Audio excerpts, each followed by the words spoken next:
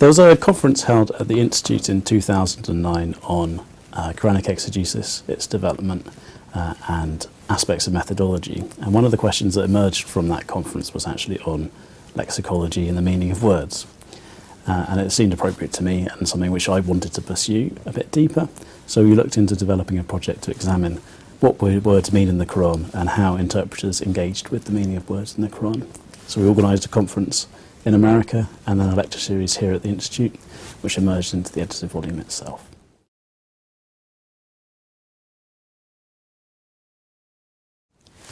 When I started the project, I was quite keen that the project included things from the very earliest approaches to lexicology and Quranic exegesis to the very contemporary, because I wanted to show that lexicology is important in all times, in all places. So we were looking at selecting topics and themes from all those different periods. So the work is actually, the edited volume is actually divided into 4 sort of quite discrete sections, with the first looking at the earliest approaches to exegesis in the first 2 centuries. The second section looks at specific case studies of how individuals looked at the meanings of words in the Quran, and they are all medieval.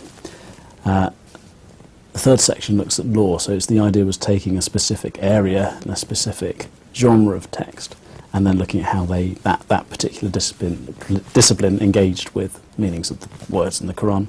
And then the last section was translation, which has been quite an important area of debate in Islamic studies, particularly in Egypt and in Saudi Arabia at the moment, so it seemed very relevant to discuss aspects of translation and how they engage with the meanings of the words of the Quran themselves.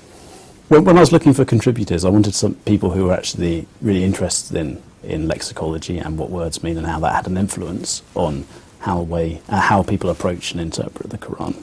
I was quite keen to include both young scholars and old scholars. So we have people like Kees Versteeg, who has worked on lexical meaning in early exegesis in the past, and he got involved, which was he was really interested in the project itself. And Stefan Wild and Devin Stewart, all established scholars who had a lot to contribute. And I also looked at people working in specific fields, such as Christopher Melchett and Claude Gilliot and Agostino Cilardo, who have very specific experience and expertise in exegesis, hadith studies, and legal theory. And the idea was to try and encourage them to to provide a reflection on lexicology and bring their own expertise to that particular field as well. And lastly, I wanted to include some younger scholars as well, who are working on this sort of similar areas and were interested in the project itself.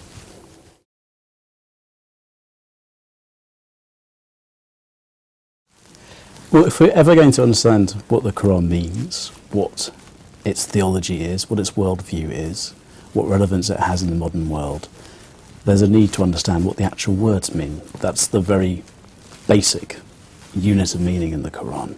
So we need to understand what words mean themselves, but also how different people give meaning to those words, and what relevance that then has for different communities and different readers. The way that meaning has been approached in Quranic studies is, particularly by Western scholars, is slightly different to the approach that this edited volume takes. In the 19th century and early 20th century, most of the work done was comparing words in the Quran to similar words in other Semitic languages like Hebrew, Ethiopic, Syriac. And the idea was that by comparing them to those different languages, then they could gain a nuance of the meaning in the Quran to try and understand the Quran a bit more deeply. More recently, there's been interest to try and locate the Quran in a particular religious environment, particularly in the Syrian Christian communities and the Syriac language. There have been a few controversial works by people such as Christoph Luxemburg that have tried to say that the Quran is actually a product of a Christian movement, and that the Quran should be interpreted in light of the Syriac tradition. Both these approaches look at the Quran as a final product in the development of a religion, and they take the Quran as the final point and look backwards to try and interpret how the Quran got to that particular place. What this volume does is it takes the Quran as the starting point to look to how the Quran has been interpreted, how different scholars, both medieval and modern, have used those words to derive meaning and to articulate different ideas and perspectives.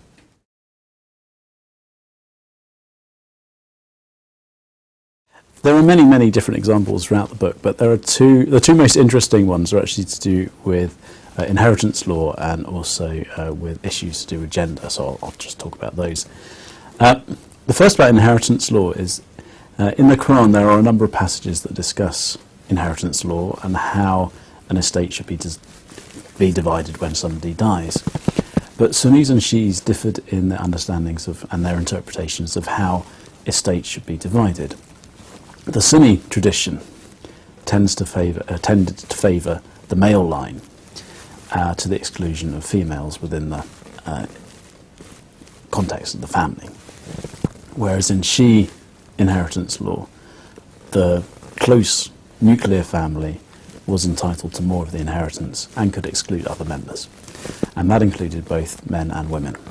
So they had quite different views of how inheritance should be divided. Now when you come to read the Quran and the passages to do with inheritance law, there are certain words, individual words, that were contested between Sunnis and Shi'is. So the word walad, meaning child, can mean either a son or a daughter, and it's essentially sort of genderless. What happens and what you see in exegesis of the Quran by Sunnis and Shi'is is that this becomes explicitly a son in the Sunni tradition or a son and a daughter in the Shi'i tradition. So you can see the interpreters reacting to the Quran within their parameters of their own inheritance systems. So we see the interpretation of the word being driven by an already understood meaning of how that verse should be interpreted. So we can see how that division actually happens and how that then becomes quite an important difference between Sunni and Shi'i interpretation. The second good example is the word nushuz, which appears in Surah An-Nisa in 2 verses. And what's quite interesting is that it's applied to both women and to men. It's a word which is very difficult to translate, and it seems to describe some sort of friction, some sort of dispute between a married couple. What's interesting though is that medieval interpreters gave it different meanings depending on whether it was the woman committing nushuz or the husband committing nushuz. So in the case of a woman committing nushuz, it's given the interpretation of disobedience, unfaithfulness, and various different other interpretations. But it's clearly something very, very negative and something quite confrontational between the wife and her husband. In the context when it's used in exactly the same word, but is used in a slightly different context for the husband, it's interpreted as maintenance or desertion. So the case where the husband, where a wife fears that her husband might leave her. So we have the same word being used in completely different ways, so much so that you can't actually link those two in English at all. And what Aisha Chowdhury does in her chapter within the book, which discusses the word nushuz, she argues that the medieval interpreters of the Quran applied the views of how men and women related in the medieval period to the meanings of the words themselves. So in the medieval world, women were below men in the hierarchical scheme and of how men viewed the world. It was very patriarchal. So when a woman commits nushuz, it was seen as being disobedience, because by being aggressive towards a husband, they were attacking the social structures. When a man committed nushuz against his wife, because of that structure of power and dominance, it was not considered disobedience because they were the ones in charge. So we see the same word being interpreted radically differently because of the different social contexts of those verses. So we can see the way that words can change meaning, even though when they're exactly the same words, they get a different nuance and a different feeling because of the the context that they appear in the Quran, but also because of the social context themselves.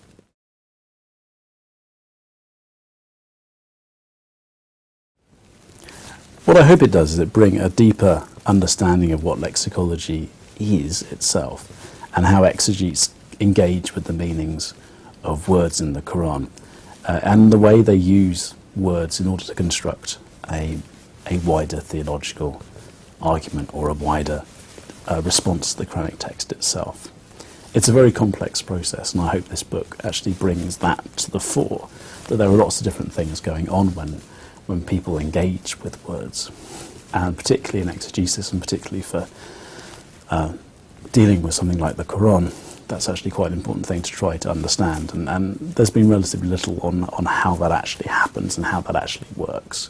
And this volume is an attempt to try and move that on and to try and generate some discussion about that sort of thing. So it's really about trying to see lexicology and the meanings of words as a vehicle for exegesis, as the way that interpretation is driven.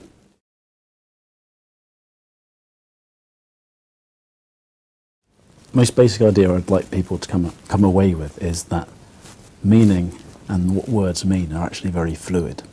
I think sometimes we want things to have a concrete meaning, and what this volume tries to show is that meaning is very fluid, that interpreters have used words to construct quite different arguments and have quite different views of what things mean. So when people read the Quran, all the words are the same, but lots of different interpreters have interpreted those words in quite different ways. And actually what the basic word means can be really central to those sorts of arguments. So at the very heart, that's what the book is trying to do, is to try and show that meaning is very flexible, is very fluid, and that exegetes use that fluidity to create different arguments and to engage with different ideas and to articulate different beliefs. And the way in which people actually read is actually important, and how they engage with those words and how they bring ideas from outside of the text into the text itself and incorporate them, which makes that meaning very fluid. So if people understand and can appreciate that meaning is actually very important to how we understand those very basic words in the Quran, that basic unit of meaning is actually essential to understand that that is fluid and that can vary and that can create and generate quite different ideas. So the meaning of words is actually very, very important to understanding what the Quran is and what it means.